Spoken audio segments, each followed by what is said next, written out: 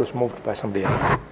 Thank you, Mr. Speaker. Mr. Speaker, this is a very important motion which sits not just at the core of the letter of the Constitution. More importantly, the equalization bill was about the spirit of the Constitution of Kenya 2010. Mr. Speaker, the spirit in the sense that in 1965, there was a misguided paper that locked out the so-called the Northern Frontier districts because they were presumed not to be contributing enough to the economy.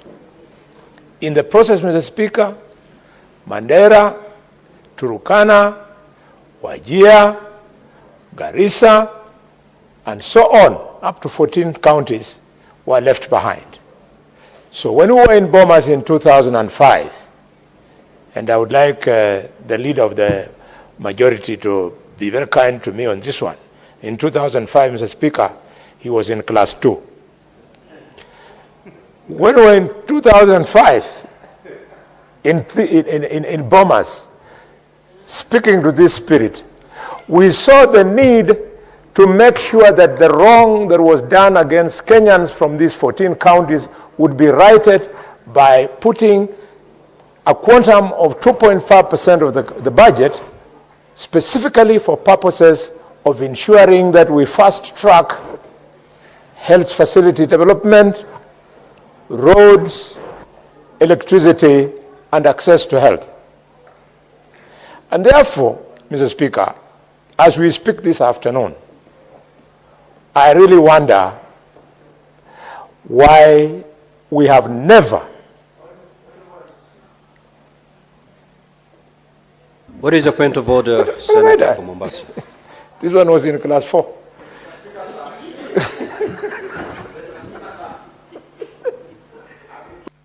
Comprehend that the majority leader has talked about, that my majority whip has talked about, that our majority leader was in class 2 in the year 2005. My little mathematics, today is 20 years since 2005. That means Senator Cheriot in 2005 was about 7 years old. And I wonder whether that is now is 27 years old. And I thought he had already passed the level of a youth. And now he's in the mid 30s. Thank you. Senator Faki, I've been patiently waiting for the point of order and the relevant standing order that has been breached, so that I make a ruling. Order number 1, Mr. Speaker, he has to take responsibility for the issues that he is talking about, order, and it is not factual. Order, you cannot invoke standing order number 1. It's not available to you. Proceed to conclude. Thank you, Mr. Speaker. Mr. Speaker, I know my brother, the Senator from Mombasa, as a very strong Muslim. I wonder, just proceed to debate and thank you, Mr. Speaker. He should consider reviewing his menu for lunch. Mr. Speaker, I therefore get very disappointed, not by this House, but just disappointed with myself, that how could I have been here for so long and failed to plead with colleagues so that we make the National Treasury independent from the executive. It is because the National Treasury is not independent that all monies are assumed to be in the hands of the executive, to the extent that money due to counties is never released. As we speak today, over the last now almost 17 years, the counties that were supposed to benefit from this money, they are yet to get. What is more, because of something which I don't understand, and once again, I want to invite the Senator for Mombasa to help me, because I was not here last time. in the last parliament. What happened? How did you, as senators, increase the number of beneficiary counties from 14 to 34?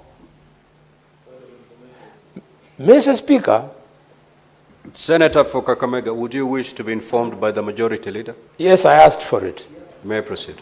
Mr. Speaker, if the whip of the majority will be patient when I'll be making my submissions, because I was part of Budget and Finance Committee that recommended that expansion of the list of beneficiaries, I will give reasons to him. So probably if he hangs around the House later on when I get an opportunity, Mr. Speaker, I'll explain why he's asking and the justification.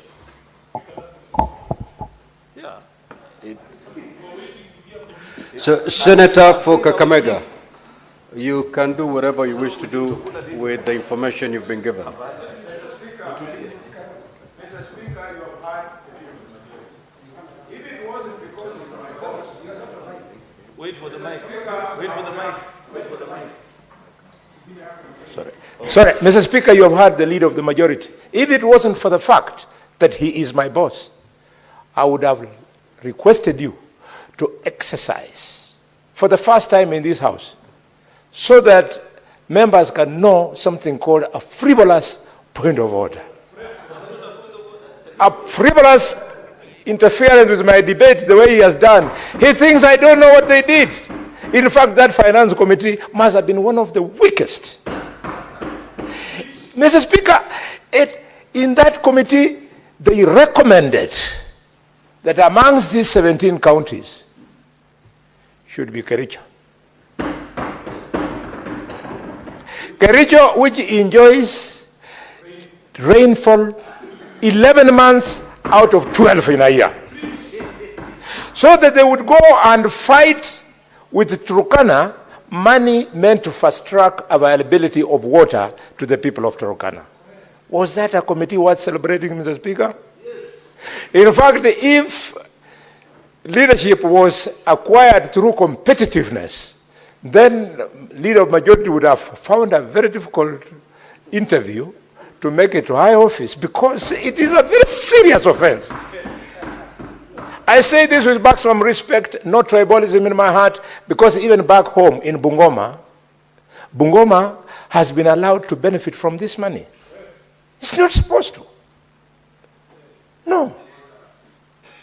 That must be relooked at, and this House, because we are a House of equity, equalization fund should be accessed by only the 14 counties. Mr. Speaker, you have had the privilege as a national party leader of the power to fly across the Republic. Mr. Speaker, you have seen how the countryside of Kenya just looks like. You don't even have to be educated by anybody to know that this one is deserving, this one is not deserving. We have to build patriotism in this country by saying that our brothers left behind, we hold their hands, we move together. You know, Mr. Speaker, when this debate was going on at that time, and Edwin, this one will amuse you, Sifuna, there's somebody who said, no. Honorable Bonnie. Yes. You refer to your colleague as honorable senators. Yeah. You may not mind, but the language of the House, your brotherhood is outside of this chamber. May you extend that relationship. Thank you, Mr. Speaker. In this chamber. Mr. Speaker, you know, sometimes it's so difficult to think in vernacular than speak in English. When I was thinking in Kiluya, in Luya culture, a younger brother like this one is always your baby. So sometimes I forget that he's a senator because he's my younger brother. It was actually a statement of love. Senator of Nairobi, you'll be amused. Some of the people who insisted that this should not be the case, no sooner oil was discovered in Turkana than they ran and bought blocks of fields in Turkana so that they become property owners in speculation that probably in that block he has bought, then oil will be struck. I tell you, these ignored counties that we have, I have named some of them, resources will fall there, and we shall all be running there or depending on them because they will be the prime movers of the economy of the Republic of Kenya. Mr. Speaker, having said that, I therefore want to amplify my thoughts on an independent national treasury. We should make the national treasury independent so that no phone call comes from the office of the president, from the Senate, from some other powerful ministry, either prime cabinet secretary or minister of interior, to force them to push money to some areas simply because development is supposed to follow power. We would like development in this country, Mr. Speaker, to follow meritocracy. If it was following meritocracy, Mr. Speaker, the shock that I've received today, this morning, from which I'm still reeling, would not have occurred. Cabinet sat 2 months ago, announced that the road from Rironi to Nakuru, Mau Summit, Eldoret, Kabarengu, Webuye, Punkandui, up to Malaba would be a dual carriage. Today, the minister has come and has told the people of Western Province that goalposts have since been shifted to the extent that now the dual carriage will stop at Mau Summit, and the budget, which was meant to push it to Malaba, would now be used to now do a detour to go to Mai Mahiu and hopefully Narok or where. I didn't want to tell the minister because I would have been out of order because I have no facts. But could it be that the all-powerful minister for roads comes from Pomet, and this is why he wants part of that pie to be detourred to go to Pomet side to avoid it going to Malaba? This decision will have to be reviewed and possibly reversed. Mr. Speaker, you cannot lock out Western Province from such a flagship project. And even if you don't like the face of the people, mainly the men of Western, we have some very beautiful women from Western. At least use their faces to give them development, Mr. Speaker. Mr. Speaker, I say this with a lot of pain. It is only a few years ago, Mr. Speaker, that a basic thing like a national school was being given now to Western, when other parts of this country have had national schools from independence. So much so that the majority of the elites you see from my region have had to make it academically by going to national schools outside the region. It is this marginalization that makes some of us get confused, get angry with government, and this, Mr. Speaker, might stop. And if they don't want to stop it because of the politics they want to pursue, let me teach them a bit of economics, which I don't understand. Economics says Kenya's #1 trading partner is Uganda. And when you add the amount of trade we do with Rwanda, we do with Bujumbura, we do with the Eastern Congo, we do with South Sudan, the goods and services that go on that road are the engine of the economy of Kenya in as far as import and export is concerned as a revenue stream. If we must grow this economy of Kenya, in this government and the government that will come thereafter, there are two minimums we must do. And that minimum is not mine. It was in Vision 2030, Mr. Speaker, of President Mwai Kibaki. It was, you dual the road from Mombasa Port all the way to the border. And it went further and said, and for information, Mr. Speaker, it's just a reminder to you, you are our minister in the East African community. You know the blueprint of the road network in the East African community which says that that dwelling would not end at Malaba, but the community will help the dwelling to go all the way to the Kampala, all the way to Kigali, all the way to Goma, all the way to Bujumbura. Then we open the economy, limb 1, and then limb 2, lapset projects. Lamu, Seaport, Mr. Speaker, and then you do the roads all the way to Ethiopia and all the way to South Sudan.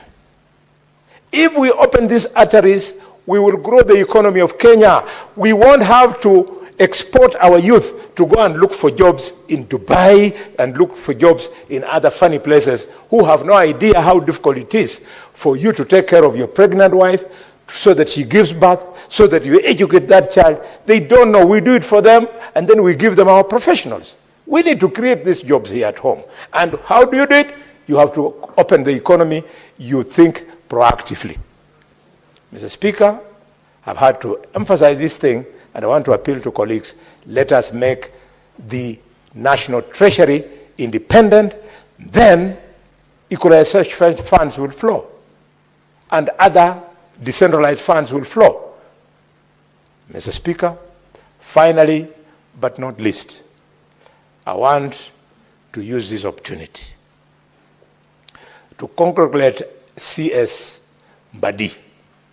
The Speaker, I had a meeting with Mbadi of 2 hours. That minister seems to know what he's doing. We only need to tweak him a little bit. He knows what we are doing, but he's under pressure of politics, whereby he's forced to then tweak some projects to Nyanza. Once you correct that, Mbadi is a good fit for that ministry. Mr. Speaker, with those many remarks, I support. Senator Faki. Asante Mheshimiwa Spika kwa kunipa fursa hii kuchangia mswada